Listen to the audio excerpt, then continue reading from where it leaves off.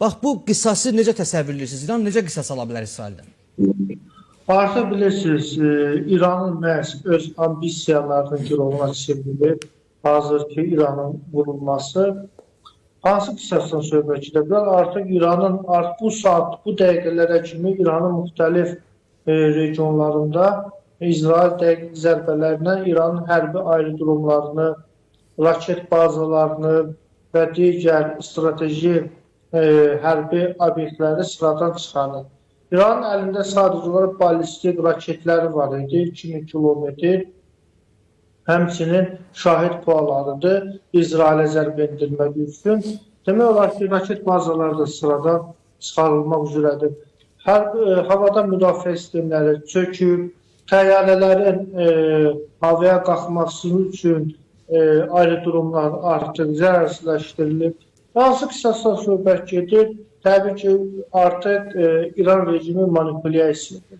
Yəni, göründüyü kimi İranın həm dövlət ərkanı zədələndi, İranın kəşfiyyatının, təhlükəsizlik orqanlarının, silahlı qüvvələrinin güclü olmadığı ortaya çıxdı. Bir məsələni deyim ki, İran daim Azərbaycanı hədələyirdi. Qeyd edir ki, Zəngilanda İsrailin hərbi bazası var. Orada bir ferma var idi. O hesab İran həmişə onu qeyd edirdi ki, İsrailin Azərbaycanda hərbi bazası var. Amma göründüyü kimi İsrailin bazası Tehranın mərkəzindəymiş.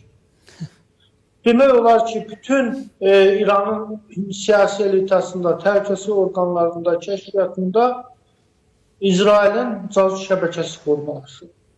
Yəni, bu kimi nöqtə atışları, dəqiq zərbələr, bir ölkənin ki, ordusunun baş qərargah rəisi öz evində vurulursa, təbii ki, bu ölkənin demək olar ki, nə qədər zəif olduğunun göstəricisidir və demək olar ki, ordusunun sıradan çıxarılması deməkdir. Demək olar ki, aparıcı generallar sıradan çıxarıldı. Sepah uzun illər ki, regionda təhlükəsizliyi təhdid edirdi. Hətta Azərbaycanı da təhdid edirdi Sepahın komandanı. Hamısı öz evində yatarkən öldürüldü. Bu, İsrailin ciddi şəkildə kəşfiyyatına, İranın dövlət sisteminə oturuşduğunun göstəricisidir. Mən düşünürəm ki, artıq bir neçə saat, 12 saatdan artıq vaxt keçib, amma İranın İsrailə cavab zərbəsi alınmadı. Nəinki cavab zərbəsi, yəni hər dəqiqə biraz öncə onu qeyd edirdim ki, xəbəri yenilədiyim zaman İranın müxtəlif bölgələrinin bombardman edilməsi xəbərlə başlayırıq. Bəli, indi artıq İranın ali dini rəhbəri, prezident və digər siyasətçilər öz canlarının xayındadır. Bilirsiniz, iş prosesində həmişə iş yerlərində vacib bir olur. İlk növbədə şəxsi təhlükəsizlik. Bunlar öz şəxsi təhlükəsizliyini qoruya bilmədilər. İran dövlətini necə qoruyacaqlar? Yəni, göründüyü kimi, kimi onların danışdıqları sadəcə pafos imiş, uzun illər, milyarlarla dolları proksi qüvvələrə xərclədilər. Proksi qüvvələri də sıradan çıxdı. Hazırda İranın tamamilə çökdürülür, bir dövlət kimi hərbi infrastrukturu çökdürülür. Təbii ki, bunun arxasında Amerika Birləşmiş Ştatları var, Böyük Britaniya var, İsrail, Amerikanın razılığı olmadan heç bir yerə bir dənə də artilleriya mərmisi atmır. Yəni, bunu da biz bilməliyik və göründüyü kimi ABŞ İranı İsrailin əlinə çox ciddi şəkildə cəzalandırır. İran da cavab vermir. Həmçinin İran bilir ki, İsrailə qarşı həyata keçirəcəyi hər hansı bir cavab tədbirləri İrana qarşı bir koalisiya formalaşa bilər. Böyük Britaniya, Avstraliya və ABŞ. Çünki ABŞ-ın qırmızı kitabı deyilən bir qanun toplusu var. İsrailə hər hansı hücum ABŞ-a hücum kimi qiymətləndirilir və bir də neft-qaz məsələsində hər hansı bir ölkə neft-qazın dünya iqtisadiyyatında neft-qazı bloklasa və yaxud neft-qazın keçdiyi keçidləri bloklasa, ABŞ dərhal cavab verir. Sabahları İran Hörmüzü bağlasa, təbii ki, Amerika Birləşmiş Ştatları birbaşa hücum edəcək. Yəni göründüyü kimi İranın hərbi infrastrukturu darmadağın olub, havadan müdafiə sistemi tamamilə çöküb, Nancas və bir neçə Xorasan istiqamətində onların nüvə mərkəzləri də artıq sıradan çıxıb. Bu günləri İran Ali Dini Rəhbəri Prezidenti öz canlarının payındadılar. Nəinki İran təhlükəsizliyini və digər strateji obyektlərinin təhlükəsini təmin etsinlər.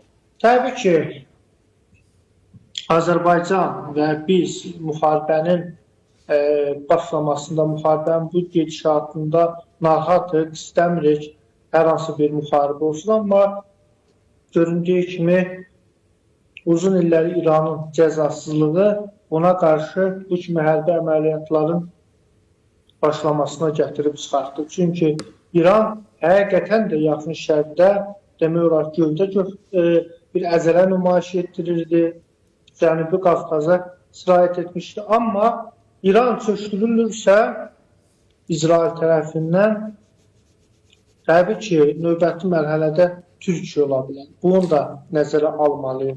Yeri gəlmişkən, mən istəyərdim bir sual dönməliyim sizə. Baş qərargah rəisinin müavininin bugün belə bir açıqlamasını eşitdik ki, edilən bu hücum regionda əks-səda doğuracaq. Nə deməkdir? Bunu necə təhlil edək?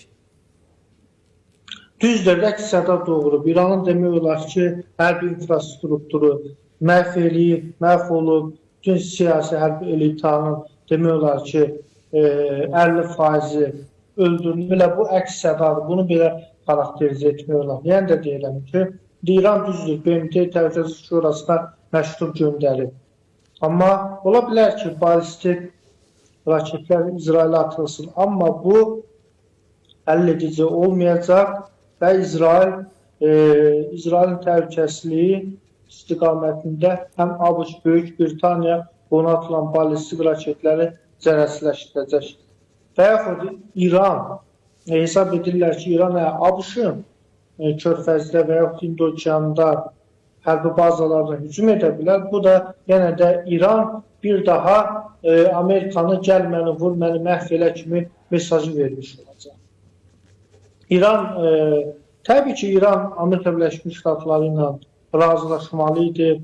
Atom nüvənin zənginləşdirilməsini 90%-ə qaldırmamalı idi.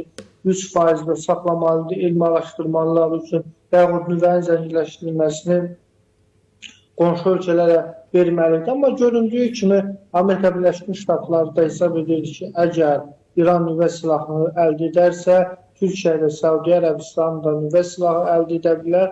Bu da ABŞ maraqlarına cavab deyil. Təbii ki, İrana qarşı həyata keçirilən bu hərbi əməliyyat çox qorxuludur.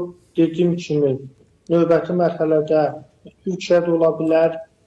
Çünki İran da müəyyən bir balans yaradırdı. Amma İran da fəaliyyəti qeyri-ciddidir, terrorizm dəstəkləyirdi, normal bir dövlət sistemi qurmamışdılar. Bilirsiniz, İran çökdürüləndən sonra Kürd məsələsi də, yenidən Kürd dövlətinin də yaradılması, bilirsiniz ki, ABŞ-ın İsrailin planında da var və Türkiyədə ayıq sahib olmalıdır. Bu məsələdə çox ciddi şəkildə düşünürəm ki, Türkiyədə artıq nüvə silahı əldə etməlidir. Çünki bu proseslər Türkiyə region ölkəsidir. Sabahları İranın başına gələnlər dediyim kimi Türkiyənin də başına gələ bilər. Çünki İsraillə Türkiyə arasında, həmçinin ABŞ arasında heç də dostluq münasibətləri yoxdur. Türkiyənin güclənməsi ABŞ-da, İsraildə çox ciddi şəkildə narahat edir. Mən düşünürəm ki, Türkiyə rəhbərliyi dövlət ağlına malikdir və bu istiqamətdə çox ciddi şəkildə müəyyən siyasət həyata keçirəcəklər. Çünki İran həqiqətən də regionda öz geosiyasi hərbi mövqeyini kifayət qədər gücləndirib artıq Afrika qitəsinə çıxmışdır. Amma nəticəsi isə İran üçün tamamilə dağıdıcı və iflasa gətirib çıxarır. Yeni dünya siyasi nizamı qurulur. Biz bunu daima deyirik və yeni müharibələrin də başlanması qaçılmaz görünür. Məsələn, İsrailin də İrana ABŞ-ın təlimatı ilə həyata keçirdiyi bu hərbi əməliyyat elə yeni dünya nizamının bir hissəsidir. Yeni dünya siyasi nizamı qurulur. Demək olar ki, İran yaxın şərqdən tamamilə vurulub çıxarılır. Hətta İranda da növbəti mərhələdə rejimin dəyişilməsi də demək olar ki, ABŞ və İsrailin planındadır.